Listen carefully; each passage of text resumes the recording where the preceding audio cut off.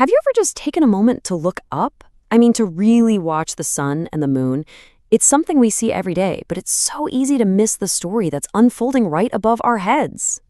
You see, those two great lights in the sky, the sun and the moon, they do something incredibly specific. Their journey isn't just some random occurrence.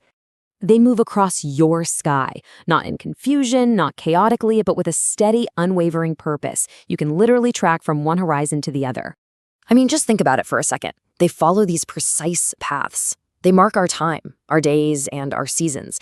They create this incredible rhythm for all of life, that consistent beat of day and night, a cycle that just returns again and again. And when you really pause to consider that kind of perfect clockwork, it's hard not to feel that it's all very intentional. It feels ordered. It feels, well, designed. And this feeling isn't new. It actually echoes a description from Scripture, which talks about these heavenly bodies as lights set in their place for signs and for seasons, lights with a clear purpose. And it's this very simple, direct observation that a book, Flat Earth Uncovered, 100 Questions That Challenge the Round Earth, really leans into. It all starts with what we can see with our own eyes.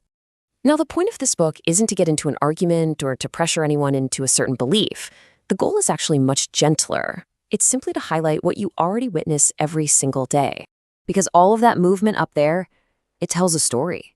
It's like this silent narrative written across the sky for anyone who's willing to just look up and read it. And it's a story you already know by heart, right? You watch the sun rise. You watch the sun set. You watch the moon trace its own brilliant path, night after night. It's one of the most familiar parts of being human. And through it all, that pattern is always there. It is completely consistent. It's predictable. You could even say it's faithful. So after laying that groundwork of unwavering consistency, this book gently invites you to just pause and consider a very simple question that comes from all this. And the question goes something like this. If the sun and moon move in these consistent, reliable paths above you, why do we assume their movement is caused by something we cannot see instead of what we directly observe? And it makes you wonder, why do we tend to place more weight on these complex, distant explanations rather than on the clear, obvious motion that we witness with our own eyes? And really, it all comes down to this. Why trust an unseen force over a visible pattern that repeats itself day in and day out without ever failing? So this book is really just an invitation. It encourages you to pause, to reflect, and to truly consider that amazing story that's being written in the sky. Because the core observation is unshakable. The sun and the moon, their movement is not meaningless. Their paths are steady, their rhythm is sure, and their purpose feels very clear. And maybe that's the most powerful thing to remember.